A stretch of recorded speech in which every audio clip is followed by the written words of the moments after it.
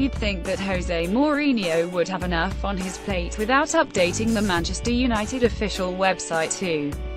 That's one possible explanation for the article that appeared on the site on Monday, but in the weird way these things work has only just been picked up on. That stated basically every other team in the Premier League has a more favourable fixture list than them over the Christmas period.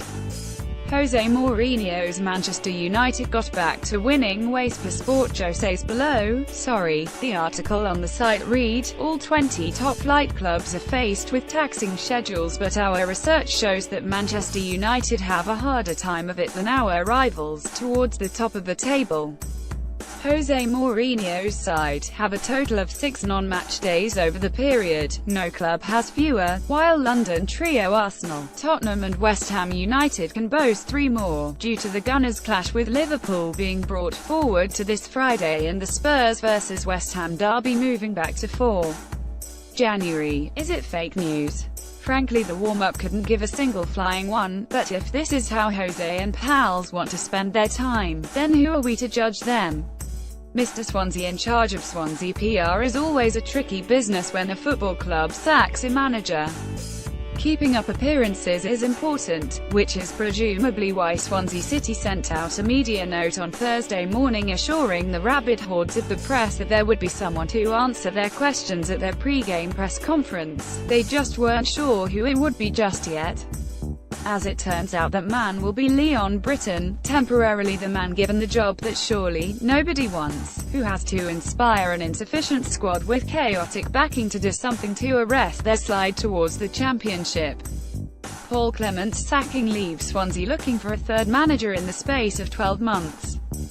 PA Sport: if the Swansea players want a lesson in what it means to play for the club, then they obviously have no better man in place. Britton has been there since 2002, barring a slightly odd 6-month spell at Sheffield United in the middle, so is as part of the club as anyone.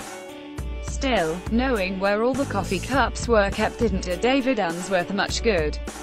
Britton unsurprisingly confirmed that he didn't fancy the permanent gig, and his role was to keep his hand on the wheel until a successor to Paul Clement was appointed.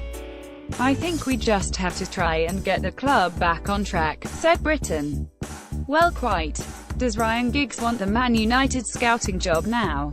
In the last couple of years, since he was ostentatiously told his coaching services weren't required by Jose Mourinho, Ryan Giggs has spent his time waiting for a sweet Premier League job, as few problems as possible, ambitions to match his own comfy chair in the OFFCE to be handed to him because, well, he's Ryan Giggs, isn't he?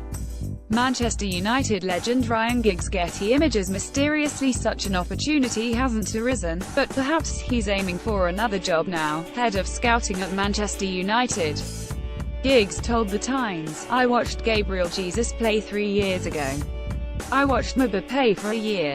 I was watching them with a scout and it was a no-brainer. It was just like, get them, it would have been £5 million or something, get them, loan them back, and that's where the recruitment could have been better. Just wait by the phone, Ryan. It's bound to ring soon.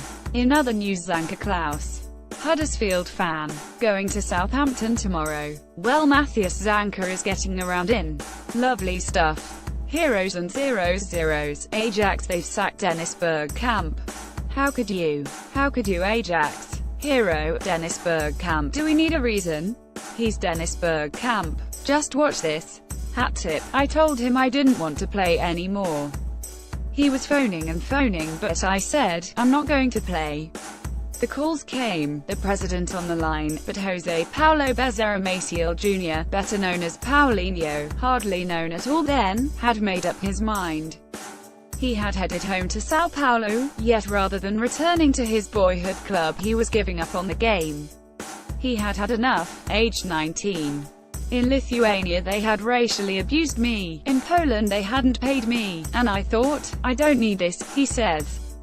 I said to my family, I'm not playing football again. Needless to say, Paulinho has had the last laugh.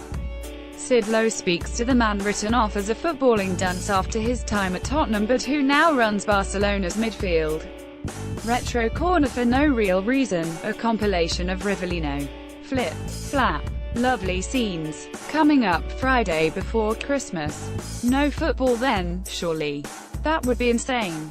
But wait, those lovely schedulers have massively inconvenienced a couple of thousand Liverpool fans just to give us something to watch. Isn't that kind of them? Jurgen Klopp's boys visit Arsenal tonight, a mere amuse-bouche for a solid Saturday of football which also has Premier League kickoffs at 12:30 p.m, Everton v Chelsea, 3 p.m, a bunch of games, 5:30 p.m, Burnley v Spurs, and 7:45 p.m, Leicester v Manchester United. Merry Christmas, everyone. The warm-up will be back, with a hungover, still tipsy Adam Hurrey at the wheel, on Boxing Day. Have a